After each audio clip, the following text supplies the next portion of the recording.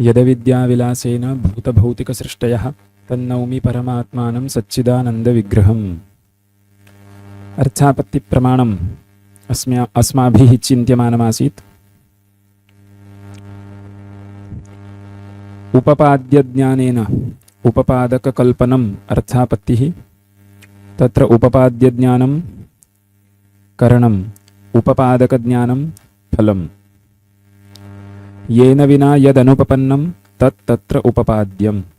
यस्य अभावे यस्य अनुपपत्तिः तत् तत्र उपपादकम्।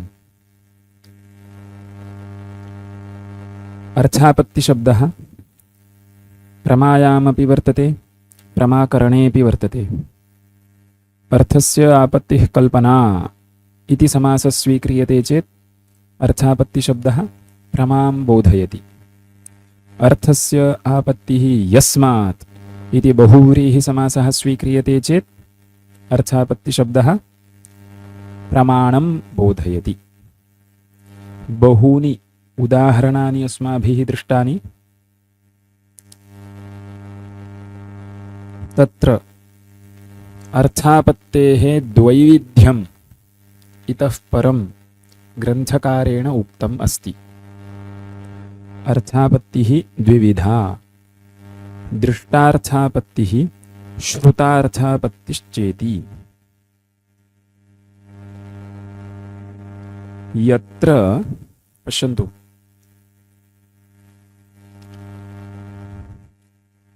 मया यत् दृष्टं तत् यदि अनुपपन्नम् अतः अहं किञ्चित् कल्पयामि तर्हि तादृशस्थले दृष्टार्थापत्तिः।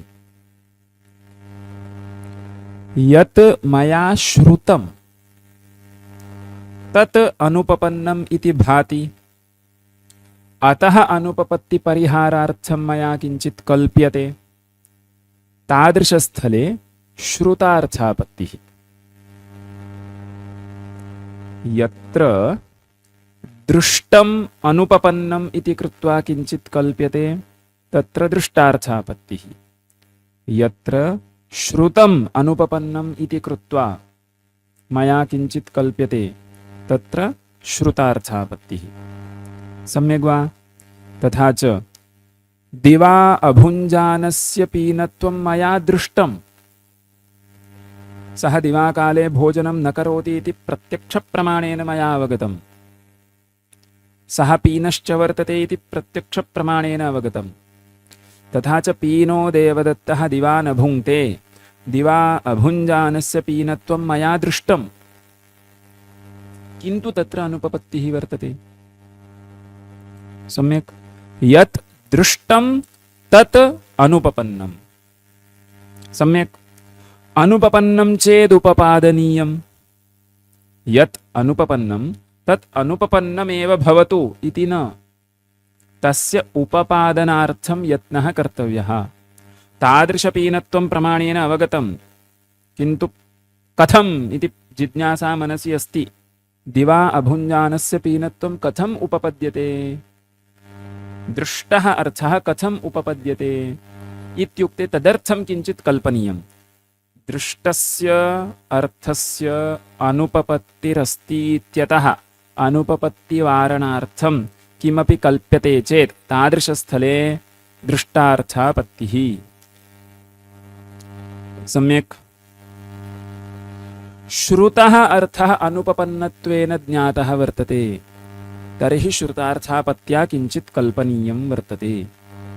सम्यक्। यद्यपि मीमांसकैः अर्थापत्तिः द्विविधा इति न उक्तम्। पश्यतु, दृष्टः अर्थः अनुपपन्नः चेत् दृष्टार्थापत्तिः, अनुमीयते यः अर्थः सः अनुपपन्नश्चेत्। पश्यन्तु, वेदान्तपरिभाषायां किं जातमस्ति, अर्थापत्तिः द्विविधा इत्येव उक्तम्।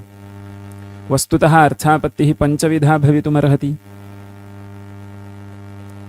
प्रत्यक्षेण यदवगतं तदनुपपन्नं दृष्टार्थापत्तिः, अनुमानेन यदवगतं तदनुपपन्नं चेत्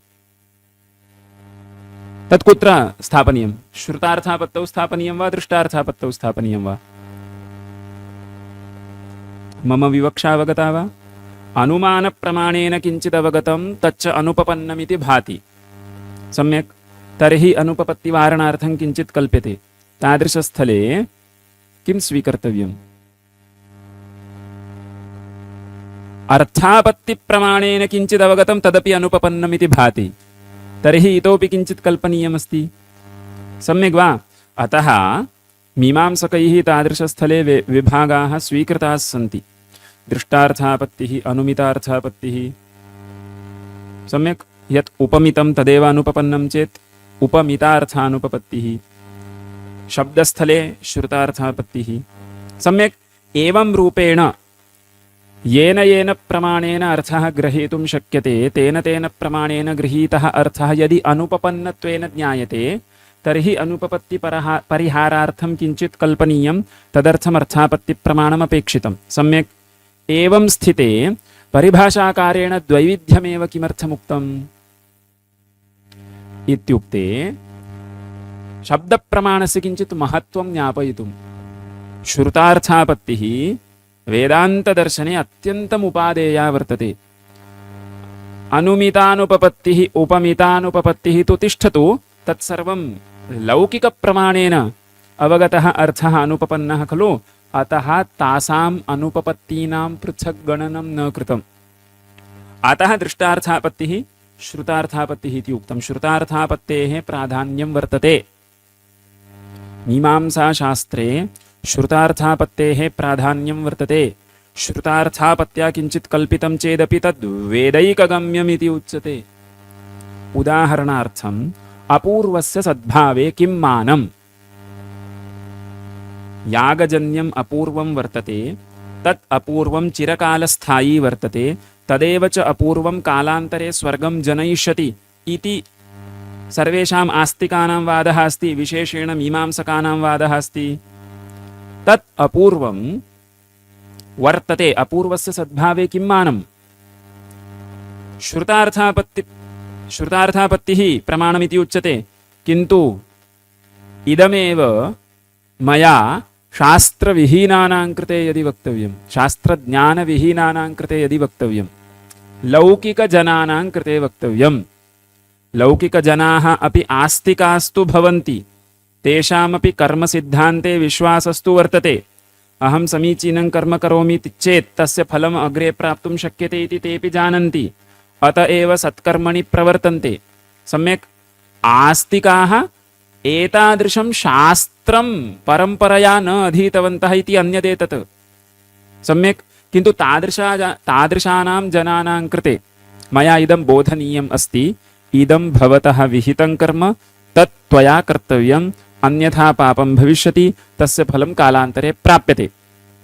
तर्हि तस्य कृते अपूर्वम् इति किञ्चित् मया वक्तव्यमस्ति। तर्हि अपूर्वमस्ति इत्यत्र किं मानम् इति सः पृच्छति चेत् श्रुतार्थापत्तिः मानमिति कोऽपि न वदति, वेदे उक्तम् इति उच्यते। सम्यक् वा? श्रुतार्थापत्तिगम्यम् अपि श्रुतिगम्यम् इति व्यवहारः अस्ति।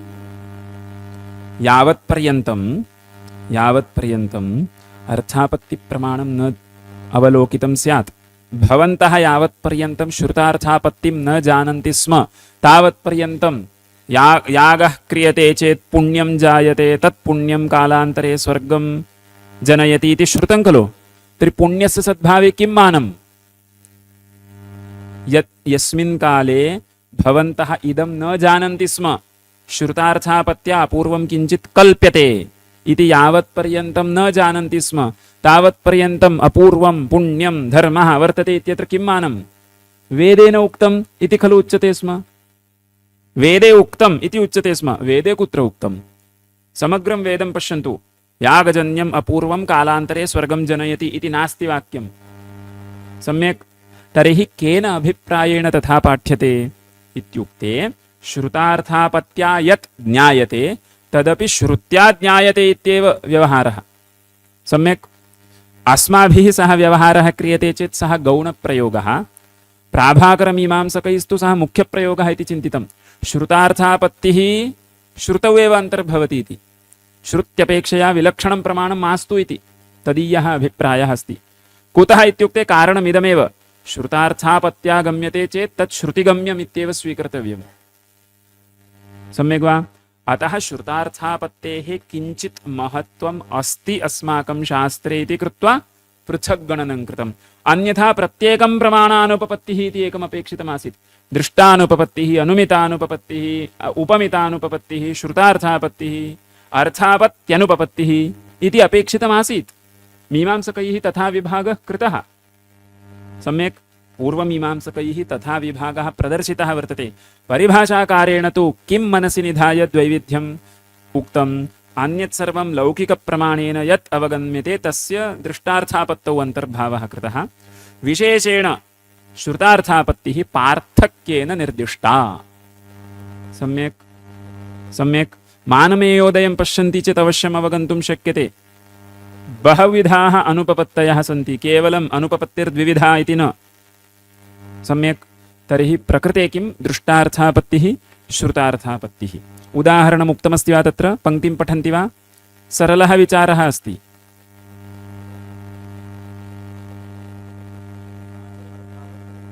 सा च अर्थापत्तिर्द्विविधा। सम्यक्। तत्र दृष्टार्थापत्तिः यथा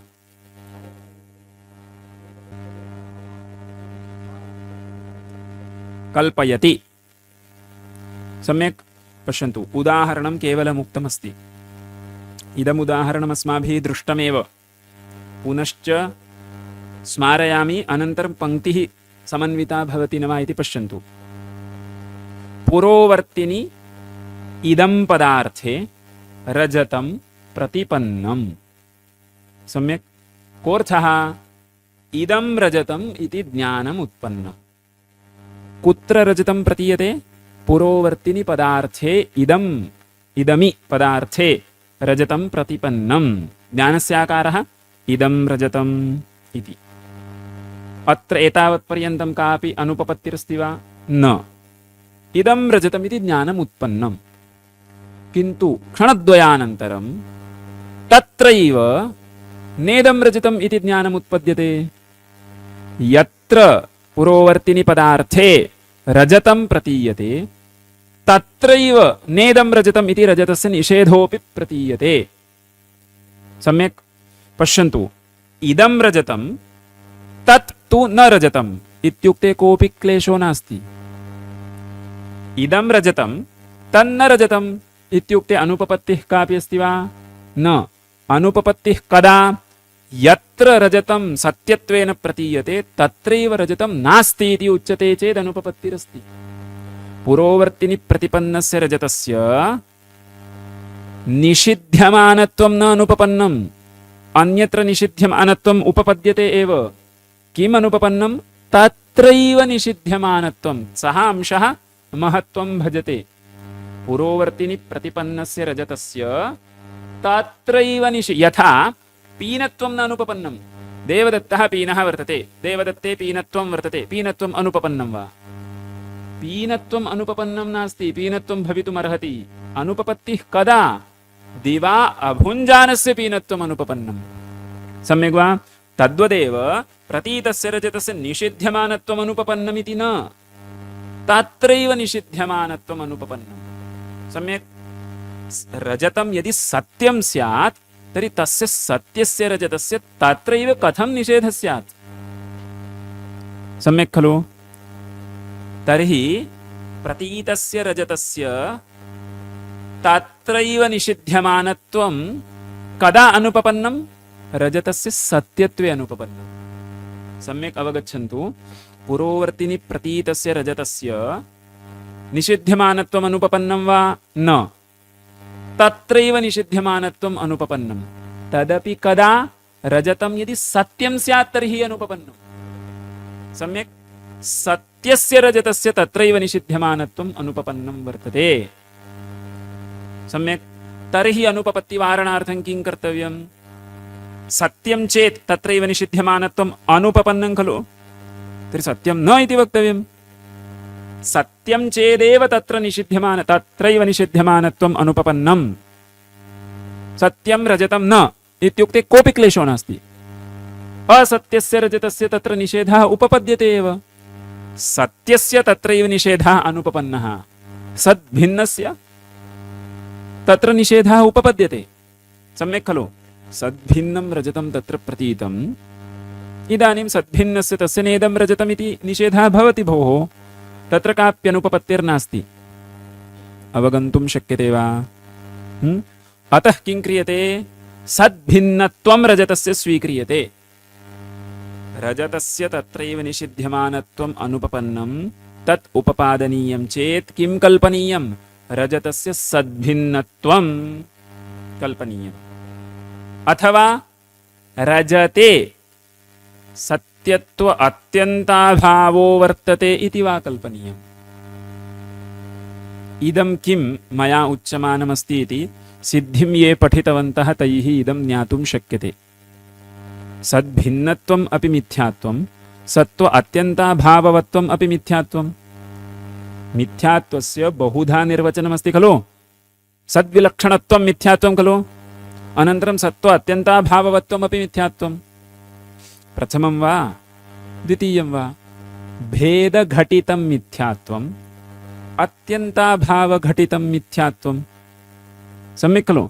मिथ्यात्वं नाम किं? सद्भिन्नत्वे सति असद्भिन्नत्वम् इति वा स्वीक्रियताम्, सत्त्वात्यन्ताभाववत्वे सति असत्त्वात्यन्ताभाववत्वम् इति वा स्वीक्रियताम्।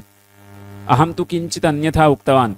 प्रथमं वा द्वितीयं वा इति उक्तवान् खलु? तथा मास्तु। प्रथमे लक्षणे एव द्वेधा निरूपणमस्ति। प्रथममिथ्यात्वमेव द्वेधा निरूपितमिति स्मरन्ति वा? न्यायामृतकारैस्तु सर्वेपि आक्षेपाः अत्यन्ताभावघटितं मिथ्यात्वं स्वीकृत्य कृताः। ते आक्षेपाः सर्वे परिहृताः। पश्चात् वस्तुतस्तु इति पक्षः आरब्धः। वस्तुतस्तु सत्प्रतियोगिक असत्प्रतियोगिक भेदद्वयं साध्यम् इति अस्ति। तया विवक्षया अत्र उच्यते मिथ्यात्वं कल्पनीयं। तच्च मिथ्यात्वं सद्भिन्नत्वरूपं वा भवतु, सत्व अत्यन्ताभाववत्वरूपं वा भवतु। सम्यक् वा? रजतं यदि सत्यं स्यात् तर्हि सत्यत्वादेव तस्य अत्रैव निषिध्यमानत्वम् अनुपपन्नं। तर्हि तदुपपादनार्थं किं कर्तव्यं? रजतस्य सद्भिन्नत्वरूपं मिथ्यात्वं वा कल्पनीयं। रजते सत्यत्व अत्यन्ताभावो वर्तते इति वा स्वीकर्तव्यं। रजतस्य सत्यत्वात्यन्ताभाववत्वं वा स्वीकर्तव्यम्।